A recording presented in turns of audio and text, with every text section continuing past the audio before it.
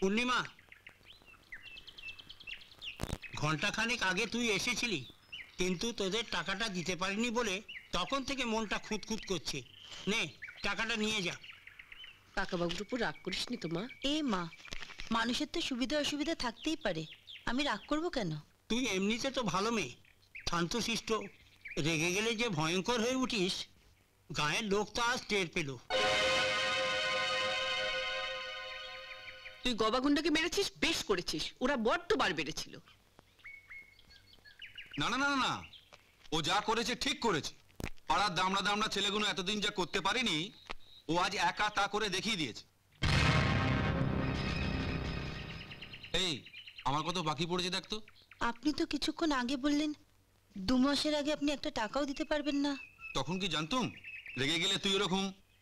নে নে নে, খাতাটা দেখে বল কত বাকি আছে।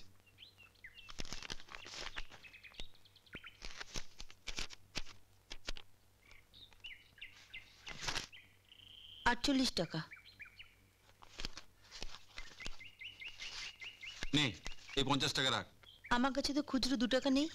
ঠিক আছে ঠিক আছে, ও 2 টাকা তোর কাছে জমাই থাক না, মাল তো আমাকে নিতেই হবে। হ্যাঁ, আমি তাহলে আসি কাকা। হ্যাঁ, আয় মা। ভাবতে অবাক লাগে, এই মেয়ে গবাগন্ডাকে মেরেছে, তাও আবার উড়ে গিয়ে।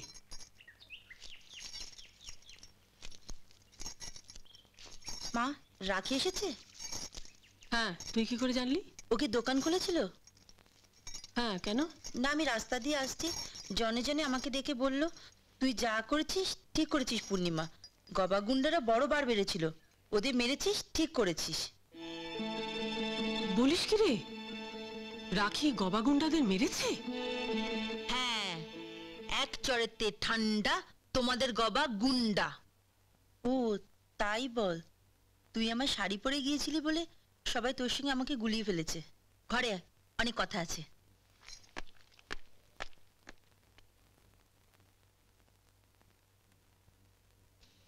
লোকটা এমন পাজি, বলে কিনা কাকিমা যখন সন্ধেবেলা মন্দিরে কীর্তন শুনতে যাবে তখন এসে আমাকে একটু আদর করিস, পুরো টাকাটা দিয়ে দেবো। বলছি যখন যা না, একটু আদর করে টাকাটা নিয়ে আয় না।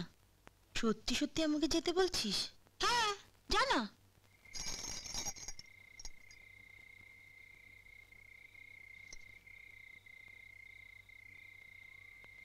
কাকু, আরে আয় আয়।